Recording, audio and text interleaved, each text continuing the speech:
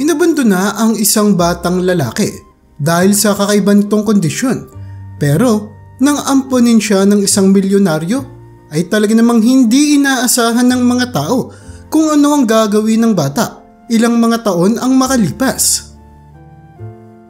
Ang mga mata ng babaeng si Laura na noong umpisa ay punong-puno ng pagmamahal at kasabikan, ngayon ay napupuno na ng pagkakonsensya at pagkaawa habang tinititigan niya ang isang sanggol na buhat-buhat niya sa kanyang mga bisig habang naglalakad ng 10 oras na ng gabi. Alam niya kung gaano kalala ang gagawin niya. Kaya naman nanginginig-nginig pa ang mga kamay niya ay may higpit niyang niyakap ang isang sanggol na nakabalot sa isang kumot palapit sa kanyang dibdib. Dahan-dahan siyang naglakad habang mangiyak-ngiyak na hawak-hawak ang bata hanggang sa tumigil siya sa gitna ng kawalan. Hindi may tatanggi ang paninikip ng kanyang dibdib dahil sa bigat ng kanyang desisyon. Maya-maya pa ay nilapag niya na ang kanyang sanggol na lalaki na si William pababa sa kalsada. Umalingaw-ngaw ang iyak ng bata sa buong kapaligiran sa gitna ng tahimik na gabi. Kung maririnig mo ito ay para bang tunog ito ng isang nagmamakaawang bata na nanghihingi ng tulong. May hindi maayos na kondisyon ng batang si William noong ipanganak ito. Na-deform ang ilang parte ng katawan niya habang hindi rin maayos ang kanyang mga labi o sa madaling salita, bingot ang kanyang anak. Umiyak pa nang umiyak ang batang si William na lalo lamang nagpahirap sa damdamin ng nanay niya. Nag-aalinlangan pa si Laura habang tumutulo ang kanyang mga luha sa kanyang muka. Tinitigan niya sa huling pagkakataon ang kanyang sanggol na anak.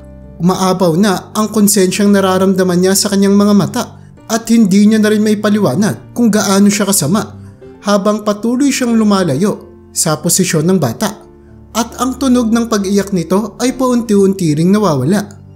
Matapos ang ilang mga segundo, tinatagan niya ang kanyang loob at nagsimula siyang tumakbo na para bang ay may tinatakasan siyang isang multo o sa mga pagkakataong ito, tinatakasan niya ang kanyang konsensya. Bukod kasi sa pagiging bingot, ang batang si William ay pinanganak na mayroong kondisyon na tinatawag na hypertrichosis. Isa itong medical condition na kung saan ay sobra-sobra ang pagtubo ng kanyang buhok sa mga parte ng katawan niya na dapat hindi tinutubuan ng buhok. Kaya naman para sa kanyang nanay na si Laura ay nakita niyang isang halimaw ang bata at iniisip niya na magdadala lamang ito ng kahirapan at kamalasan sa kanyang buhay. Hindi rin kasi naging maganda ang sitwasyon ng buhay ni Laura, lalong-lalo na para sa usaping pera. Talaga namang naghihirap siya. Kaya naman isang nakakadurog na pusong desisyon ang ginawa niya. At ito nga ay ang abandanahin ang kanyang anak.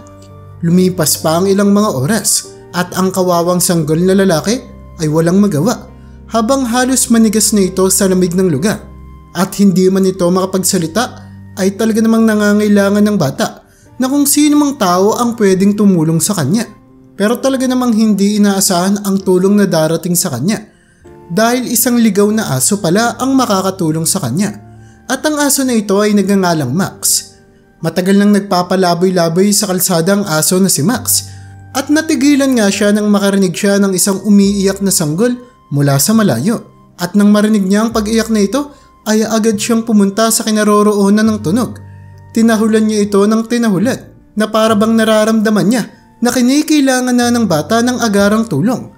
Ang pagtahol ng aso ay narinig sa buong kalsada. Kaya naman ay paunti-unti may mga taong naku-curious na at nagtataka kung ano nga ba ang tinatahulan ng aso. Dahil talaga namang matinis ang pagtahol ni Max na tila ba ay meron siyang kaaway na hinding-hindi niya titigilan. May mga tao na sinundan ng determinadong aso.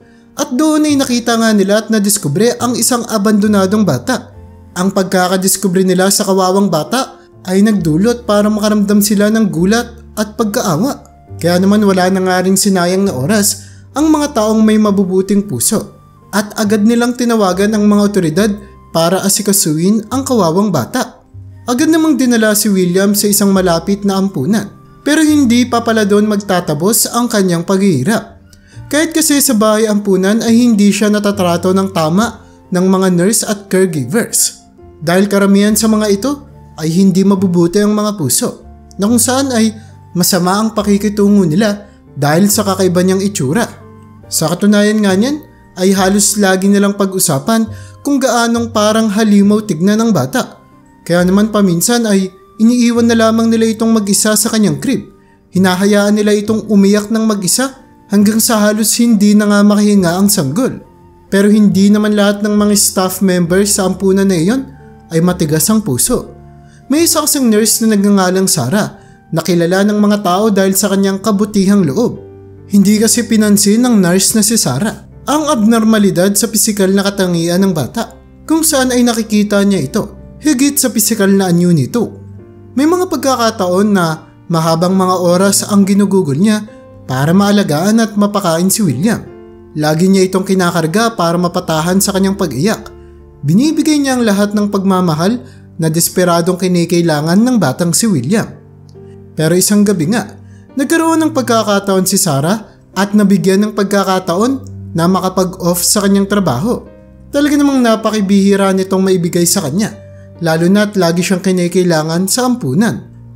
Noong gabing iyon ay mabigat sa puso niya na umalis sa bahay ampunan dahil alam niya na walang kahit na sinong tao ang magmamalasakit kay William. At kinabukasan nga nang makabalik na siya sa kanyang trabaho ay isang nakapanlulumong senaryo ang kanyang nasaksihan. Sa crib kasi ay naroroon ng kawawang si William. Namumula ang mukha nito at namamagana kaiiyak. Bukod pa doon ay nahalata rin ni Sarah na magdamag itong walang kinain, kaya ay nanghihina na ang bata. Lalo pang nadurog ang puso ni Sarah nang iangat ng batang si William ang kanyang mga kamay patungo sa kanya na para bang desperado ito na nanghihingi ng pagmamahal mula sa nurse.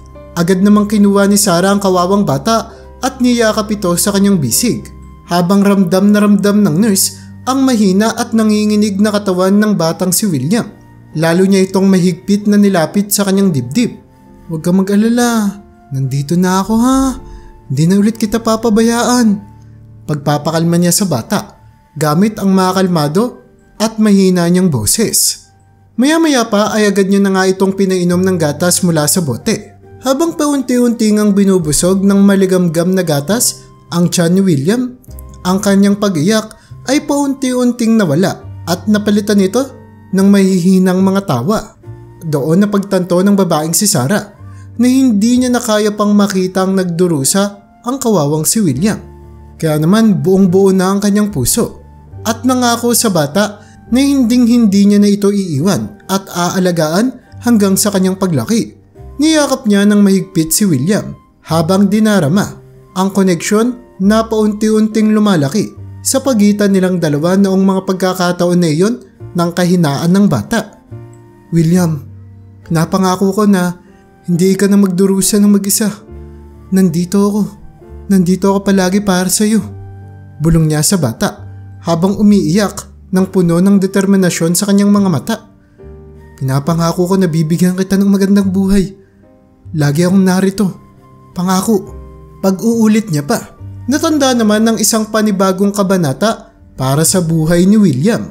At simula nga noon ay siya na ang naging pangunahing tagaprotekta ng bata. Sinisigurado ni Sarah na matatanggap ni William ang pagkalinga at pagmamahal na kinikailangan nito.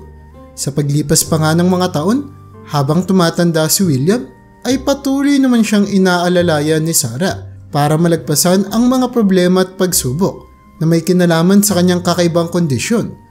Patuloy lamang na umandar ang panahon at patuloy rin ang paglaki ni William sa loob ng malalaking mga pader sa ampunan.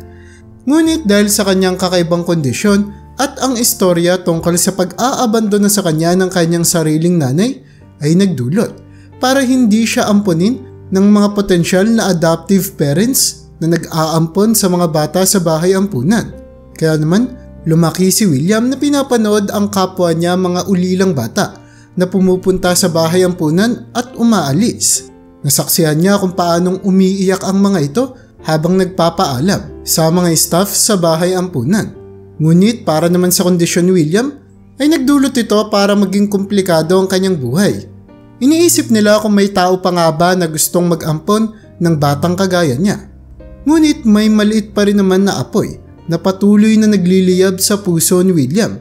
Umaasa pa rin siya na ang kanyang totoong nanay ay babalik para kuhanin siya. Iniisip niya na baka makapunta ito sa bahay ampunan na kung saan ay dadalhin siya nito pauwi sa kanilang bahay. Ang pag-asa at idea na ito ay nagbibigay kay William ng pakiramdam ng kaginhawaan at sakit sa parehang pagkakataon. Tuwing sasapit naman ng gabi, sa tulong ng isang mahinang liwanag na nagmumula sa isang maliit na lampara sa tabi niya, laging umuupo si William sa kanyang maliit na kama at nagsusulat ng mga liham habang nanginginig pa ang kanyang mga kamay. Sinasabi niya dito kung paano siyang nangungulila sa pagmamahal ng isang ina na minsan ay hindi niya nakilala. Ang babaeng iniwanan na lamang siya na parang isang aso. Ang kanyang mga liham ay napupuno ng mga inosenteng pangarap, pag-asa at mga pakiramdam na nais niyang makuha habang binubuhos niya ang kanyang puso sa bawat mga salita na kanyang isinusulat. At sa pagtatapos niya ng sulat, sa kalagitnaan ng madilim na gabi ay palihim siyang tatakas sa kanilang dormitoryo habang mahigpit na hawak-hawak ang mga sinulat niyang liham sa kanyang kamay. Maglalakad siya ng dahan-dahan papunta sa courtyard kung saan ay tatayo siya sa ilalim ng maliwanag na buwan. Habang mayroong malalim na paghinga ay hahayaan niya ang hangin ng gabi na matangay ang mga liham habang pinapanood niya itong maglaho at lumipad sa malayo. Naniniwala kasi siya at ang kanyang batang puso na sa pamamaraang ito ay didinggin ng bathala ang kanyang mga kahilingan at magagawa nitong makarating sa kanyang totoong ina at mababasa ito ng nanay niya. Hindi niya alam kung paanong posible itong mangyari, ngunit patuloy pa rin siyang umaasa. Sa pagsapit naman ng umaga ay doon nagsisimula ang kalbaryo ni William na makipagsalamuha sa iba pang mga bata. Hindi kasi may tatanggi na ang kakaiba niyang itsura ay nagdulot para magmukha siyang tagalabas at hindi nararapat para maging kalaro ng iba pang mga bata. Hindi rin naman masisisi ang iba pang mga bata sa ampunan kung bakit ganito ang nararamdaman nila sa kanya dahil si William lamang ang natatanging may kakaibang itsura sa kanilang lahat at pakiramdam nila ay hindi nila alam kung paano nila kakausapin o di naman kaya ipatutunguhan ang bata na may itsurang parang halimaw. Kaya naman sa kalagitnaan ng paglalaro ng mga bata ay kalimitang mag-isang uupo si William at titingin mula sa malayong distansya na tila ba'y naghihintay siya sa senyales ng pagdating ng kanyang ina na para bang isa itong mahika na bigla na lamang lilitaw sa kanyang harapan at hahanapin siya. Ang mga buwan ay mabilis na lumipas hanggang sa ito ay maging mga taon.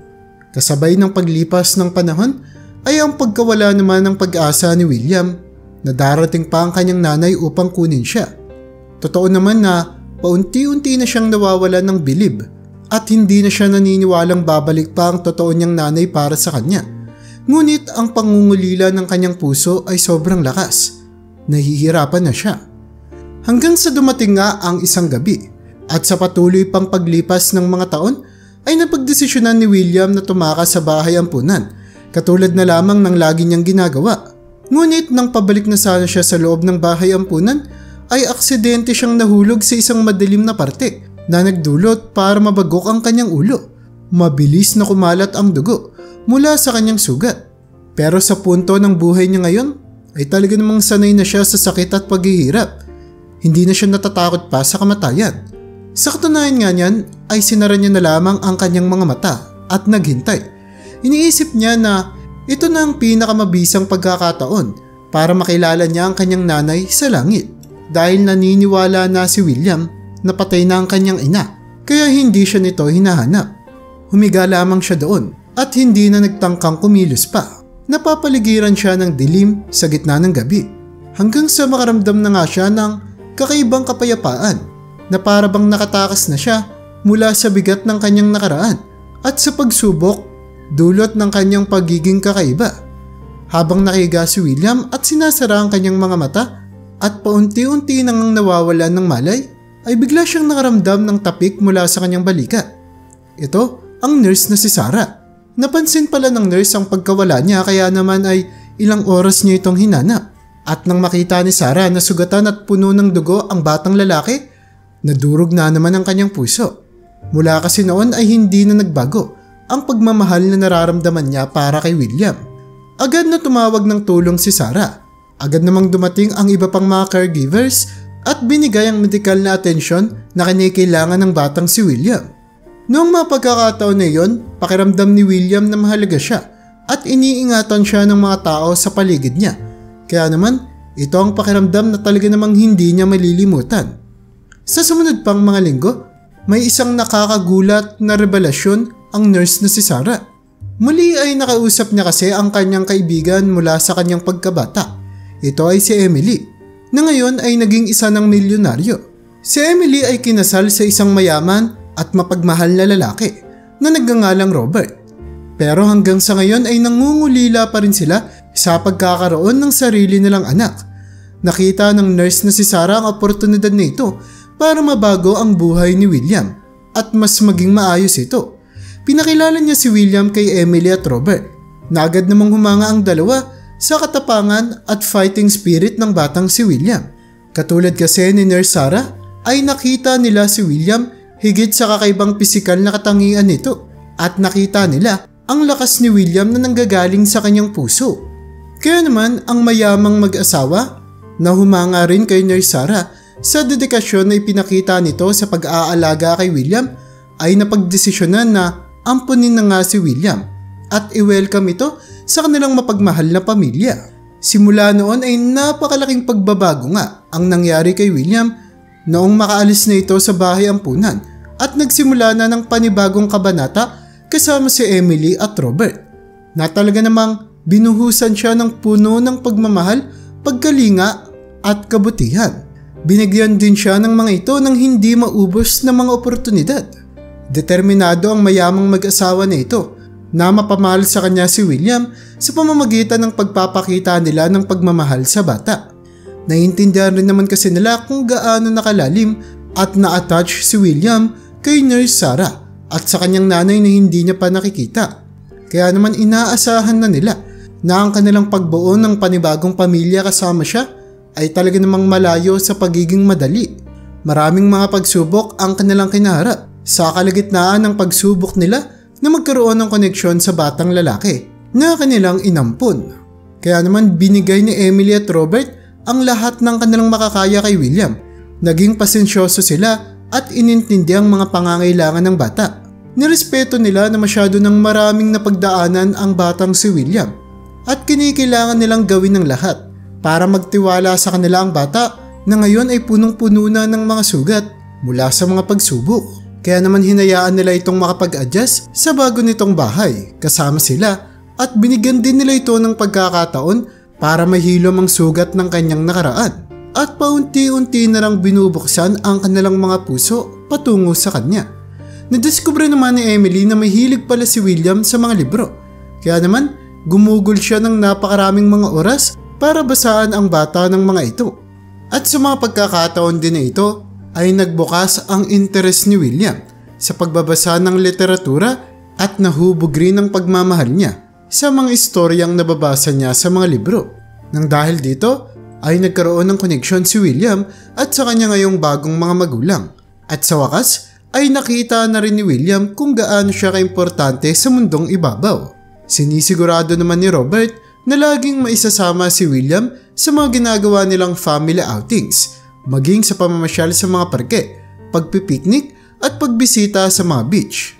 Lahat ng mga ito ay naging isang espesyal na pagkakataon sa buhay nila at nagdulot para maging mas malapit pa sila sa isa't isa bilang isang pamilya. Mabagal man, ngunit paunti-unti na ring napagtatanto ng batang si William na parte siya ng isang masaya at mapagmahal na pamilya. Tinutulungan naman palagi nila Emily at Robert si William sa kanyang pag-aaral. Sinisigurado nila na mag-e-excel ito sa paaralan. At sa tuwing nagkakaroon ng achievement si William sa kanyang pag-aaral ay lagi nila itong sineselebrate. Pinaparanas nila kay William ang mga bagay at pakiramdam na hindi pa nito nararanasan noon. Hindi rin naman nagsasawa si Emily at Robert. Napalakasin ang loob ni William at magkwento sa kanyang mga karanasan sa nakaraan at ang tungkol sa kanyang nararamdaman. Talaga namang bumuo sila ng isang ligtas na lugar para sa kanya upang maipahayag ang kanyang takot at mga pangamba sa buhay, na kung saan ay buong simpatsya nilang pinapakinggan ang bawat mga emosyon na sinasabi sa kanila ng kanilang anak na si William. Mabagal man ang proseso, pero ang pagiging pasensyoso ng mag-asawa at ang malaking pagmamahal nila para kay William ay nagdulot para matibag ang malalaking harang na nasa puso ni William. Paunti-unti ay natututo ng magtiwala ang bata dahil napagtanto niya na ang kanyang bagong pamilya ay ang pinagkukunan niya ngayon ng pagmamahal, pagkalinga at walang sawang oportunidad na minsan sa buhay niya noon ay hindi niya natanggap. Sa paglipas nga ng panahon, ang mga paghihirap ni Emily at Robert na kinaharap para may paramdam kay William ang pagmamahal, ngayon ay nagre-resulta na ng maganda. Ang mga sugat kasi ng nakaraan para sa batang si William ay paunti-unti nang naghihilom at ngayon ay nakita niya na ang sarili niya sa mapagmahal na pagkakalinga ng kanyang panibagong pamilya na umampon sa kanya. Ang kanilang pagmamahalan bilang pamilya ay patuloy lamang na tumibay hanggang sa tila ba ay wala nang makakabasag pa rito. Pero sa kabila ng pagmamahal na binibigay at pagkalinga ng pamilya ni William, hindi pa rin naman naaalis sa kanya ang pag-asa na muli niya pang makikita ang kanyang totoong magulang. Sa kanyang pagtanda kasi at pagmamature ay ni minsan sa kanyang sarili ay hindi siya huminto na hanapin ang kanyang mga magulang, ang totoong mga nagbigay sa kanya ng buhay sa mundong ito. Lalong-lalo na pagkatapos ng isang matagumpay na surgery na ginawa sa kanya na nagbigay sa kanya ng panibagong pagkakataon sa buhay at para magkaroon din siya ng magandang karera sa kanyang trabaho. Sumailalim kasi ang lalaking si William sa serye ng mga surgery para maisaayos ang kanyang pagiging bingot at iba pang mga deformity sa kanyang muka. At ang transformation niyang ito ay talaga namang hindi lamang nagpabago sa kanyang pisikal na anyo, kundi ay nagpabago rin ito sa kanyang kalooban. Bukod pa doon ay nagagawa niya na ring makontrol ang kanyang sakit na hypertrichosis. Pero ang operasyon pa lang ito ay ang magdudulot para makita ng lalaking si William ang kanyang gustong gawin sa buhay. Dahil nang makita niya kung gaano kagaling ang mga surgeons na nag-opera sa kanya, alam niya na gusto niya ring maging isang magaling na surgeon sa hinaharap. Dahil pakiramdam ni William na kung sakaling maging magaling siyang surgeon at makatulong sa ibang mga tao, ay ito ang paraan niya para maibalik naman sa mga nangangailangan ang kabutihang natanggap niya sa mundo. At katulad niya, ay gusto na ring makatulong sa mga taong namomroblema sa kanilang pisikal na katangian, katulad ng kanyang naranasan. Gusto niyang makapagpabago ng buhay ng mga tao at bigyan sila ng panibagong pagkakataon sa buhay. Kaya naman ginugol ni William ang halos lahat ng kanyang oras sa pagbabasa, pag-aaral at medical training na punong-puno ng dedikasyon ng bawat kanyang galaw. Ilang oras din ang ginugugol niya sa mga operating room, kung saan dito ay hinahasa niya ang kanyang skills at pinag-aaralan ng walang kapaguran ang lahat ng mga bagay na kailangan niyang matutunan. Talaga namang walang makakatalo sa dedikasyong pinapakita ng lalaking si William. At sa paglipas nga ng mga taon, nagbunga na ang paghihirap na ginawa ni William. Naging isa siyang magaling na surgeon. Pero hindi lamang siya nakilala dahil sa kanyang kagalingan sa kanyang propesyon, kundi dahil sa pinapakita niya ring pagmamahal sa kanyang mga magulang. Nang dahil kasi sa pagmamahal na natanggap niya mula sa kanyang adoptive parents, ay tinrato niya rin ang bawat mga tao ng may kaparehang pagmamahal at pagkalinga. Kaya naman hindi lamang siya naging isang normal na surgeon, kundi ay natanim din sa kanyang isipan ang kanyang misyon na bigyan ng pagkalinga o emosyonal na suporta at bigyan ng pag-intindi ang mga pasyente na kumaharap din ng parehang problema, katulad ng pagsubok na tiniis niya noong una. At ang kagustuhan niya naman na maging proud sa kanya, ang kanyang mga adoptive parents ay nagdulot para mas lalo lamang siyang gumaling sa napili niyang propesyon. Kaya naman sa kabila ng napakataas niya ng posisyon sa lipunan at sa dami ng mga bagay na nakamit niya, ay hindi pa rin nawawala ang pagmamahal niya sa kanyang mga magulang na sila Emily at Robert. Para kasi sa kanya, sila ang nagsilbing muog sa kanyang buhay at hindi niya malilimutan ang pinakitang pagsuporta, pagkalinga at pagmamahal nito sa kanya. Pero sa pagpapatuloy ni William sa kanyang karera ay makakaengkwentro siya ng isang critical na medical na kaso na talaga namang halos magpapaguho sa kanyang mundo, pero magkokonekta din naman sa kanyang nakaraan sa pinaka hindi inaasahang pamamaraan. Ang kaso kasi na ito ay kinasasangkutan ng isang babae na nagngangalang Laura Na-admit ito sa ospital na pinagtatrabahuan ni William dahil sa severe cardiac issues. Na-diagnose ito na mayroong complex congenital heart condition na nagdulot para magkaroon ng isang malaking butas sa kanyang puso. At kung hindi ito magagamot, ay pwede itong magresulta sa isang komplikasyon na pwedeng pumatay sa kanya. Pero ang circumstansya din ng babaeng si Laura ay talaga namang kakaiba. Bigla na lamang kasi siyang binaba sa ospital ng hindi nakikilalang tao. Walang nakakaalam kung sino ang taong nagatid sa kanya papunta sa ospital at hindi man lang ito nagbigay ng pera para sa pagpapagamot ng babae. At ang iniwan lamang nitong impormasyon tungkol sa kanya ay ang tungkol sa kondisyon nito na kinikailangan ng agara na gamutan at opera upang maisaayos ang butas sa puso nito. Habang nire-review naman ng doktor na si William ang records at tinitignan ang kondisyon ni Laura, ay hindi niya maintindihan kung bakit may nararamdaman siyang kakaiba sa kasong ito. Hanggang sa tuluyan na nga siyang natalo ng kuryosidad niya at nagsimula siyang mag-imbestiga tungkol sa babae. Una niyang tinignan ay ang kasaysayan ng buhay ni Laura. Talaga namang mahihirapan siya dahil limitado lamang ang mga impormasyon na hawak nila tungkol sa kanya. Nadiskubre niya na namuhay si Laura sa isang mahirap at puro pagsubok na buhay. Mula pagkadalaga nito ay lumaki na ito sa hirap. At dahil nga wala siyang kakayanan na magpatingin sa doktor, ay lalo lamang lumala ang kanyang kondisyon.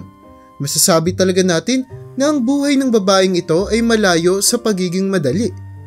Nalaman din ng doktor na si William na ang medical condition pa lang ito ni Laura ay matagal nang hindi nagagamot at ngayon lamang nalaman. Pero sa pag-iimbestiga niya pa sa nakaraan ng babae, ay nakadiskubre siya ng maliliit na mga palatandaan na nagpabilis ng tibok ng kanyang puso. Nalaman niya kasi sa mga impormasyon na ito kung nasaan pinanganak ang babae at tila ba ay naniga siya sa gulat dahil kaparehang-kapareha ang lugar na ito kung saan siya inabandona bilang isang sanggol. Nalaman niya rin ang impormasyon na nagkaroon pala ng isang anak si Laura. Pero sa hindi malamang dahilan ay bigla na lamang nawala ang sanggol nito. Walang nakakaalam kung ano ang nangyari sa kanyang anak. Pero sa pagpapatuloy ng pag-iimbestiga ni William at sa paglalim ng mga impormasyon na nalalaman niya, ay paunti-unti siyang may napagtatanto. Iniisip niya na nakababaliw man pero bakit si Laura ang totoo niyang nanay? Baka ang babaeng ito ang kanyang biological mother. Hindi na rin naman kasi may tatanggi pa ni William ang napakaraming mga ebidensyang pinepresenta sa harap niya. Mula sa lugar ng kapanganakan, sa edad hanggang sa panahon kung kailan nagkaanak ang babaeng si Laura at nawala. Lahat ng ito ay tila ba nagpapakita ng posibilidad na si Laura nga ang babae na nag-abandona sa kanya sa isang madilim na kalye. Noong gabing yun, ilang mga taon na ang nakararaan. Pero ang lalo pang nagpagulat kay William ay nang makita niya ang isang kakaibang balat sa leeg ni Laura. Hindi niya maintindihan pero katulad ito ng balat niya. Kaya naman, hindi man tama pero nagsagawa ng sekretong DNA test si William. At ang resulta nga ay perfect match sila ng babaeng ito. At si Laura nga, ang babaeng matagal niya nang kinapapanabikang makita. Ang babaeng nagbigay sa kanya ng sobrang pasakit at paghihirap sa nakalipas na mga taon. Hindi alam ng babaeng ito kung gaano kalala ang pinagdaanan niyang mga pagsubok. At hindi rin naman maintindihan ni William kung ano ang mararamdaman niya, kung sasaya ba siya o maaawa sa kalagayan ng kanyang ina, o hindi naman kaya ay magagalit dahil sa ginawa nito sa kanya. Ngunit sa kabila ng kagulat-gulat na katotohanan na ito, napagtanto ni William na ang pagligtas sa buhay ni Laura ay kailangan mauna, at ito ang kailangan niya munang pagfokusan sa mga pagkakataong ito. Kaya naman agad siyang bumuo ng magagaling na mga cardiac surgeon para magsagawa ng isang life-saving surgery para maisaayos ang butas sa puso ni Laura. Naging mahirap ang surgery, pero sa tulong ng galing ng buong team na pinagsama pa ang kanilang mga surgical skills ay binigyan nila ng pagkakataon para makalaban si Laura. Talaga namang napakahirap at nakakatakot ang ginawa nilang procedure.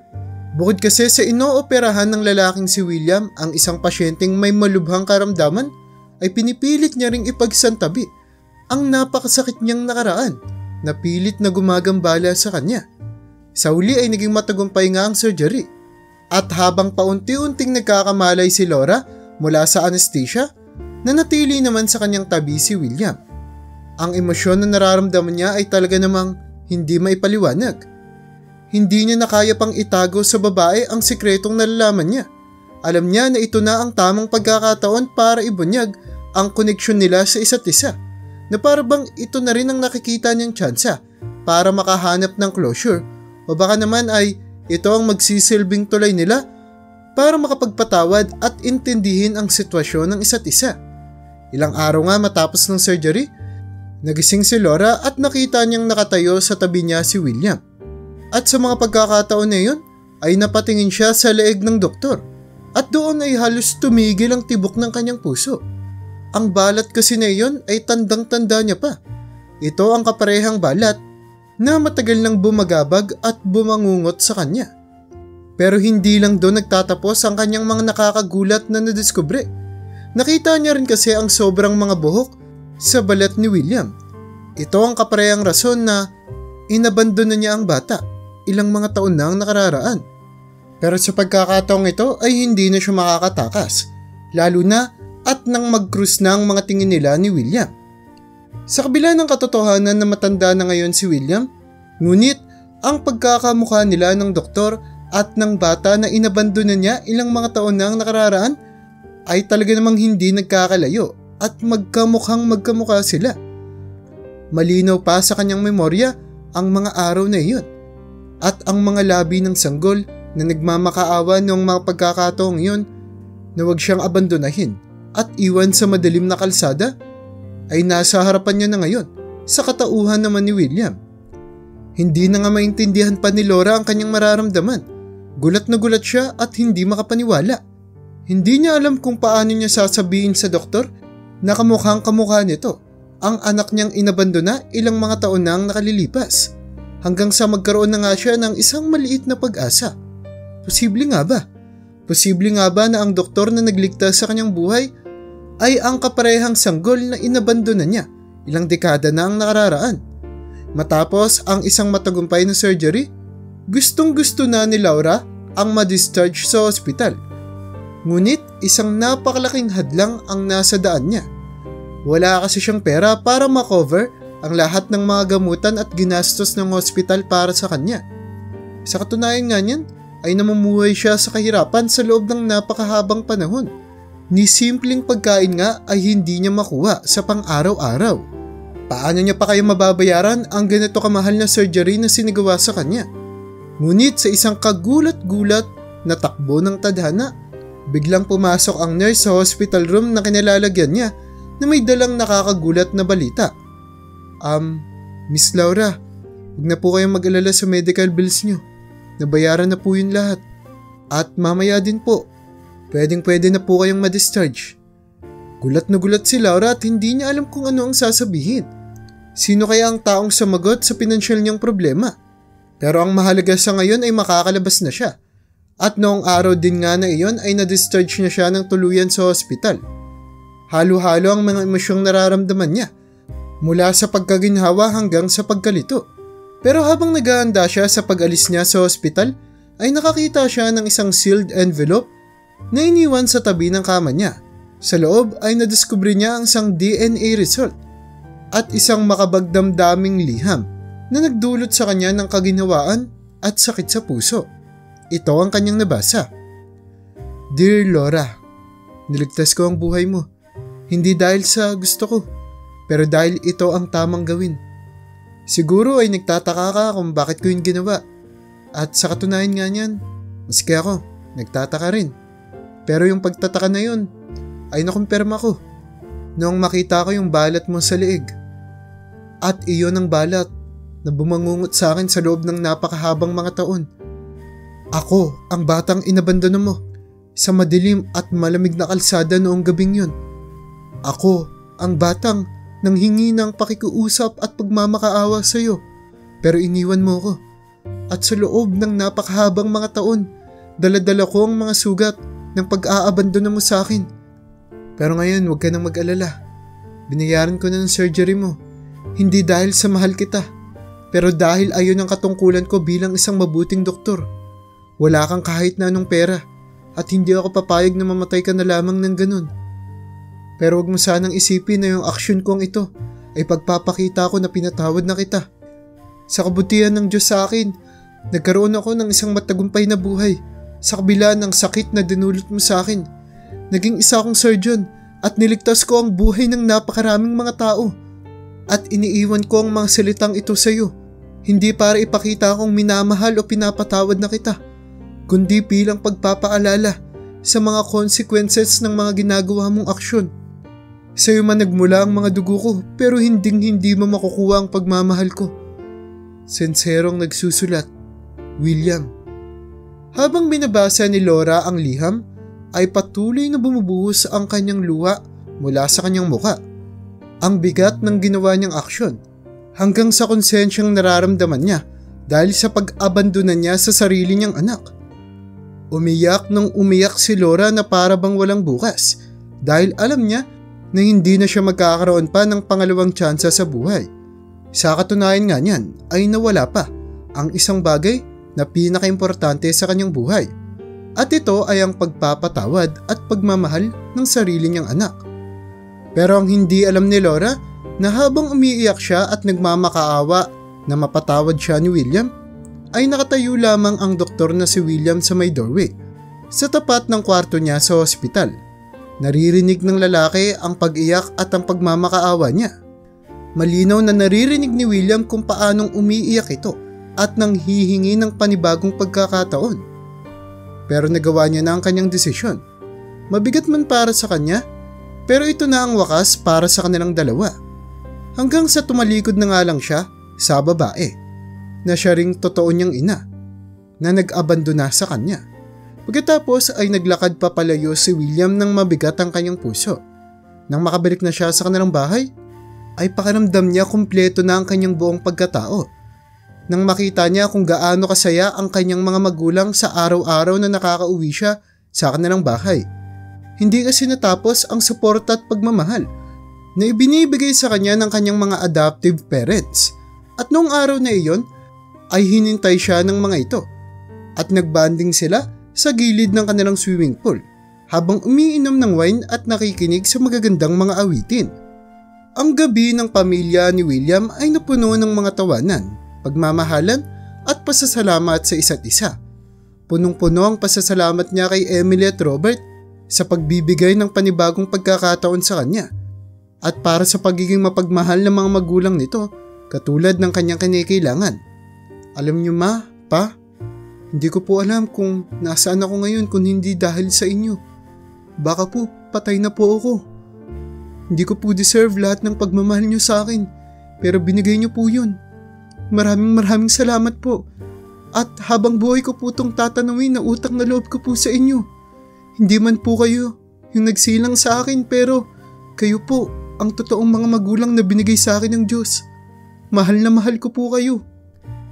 At dahil sa sinabing iyon ni William, ay nag-iyakan ng tatlo. Puno ng pagmamahalan at kasiyahan ang kanilang mga puso.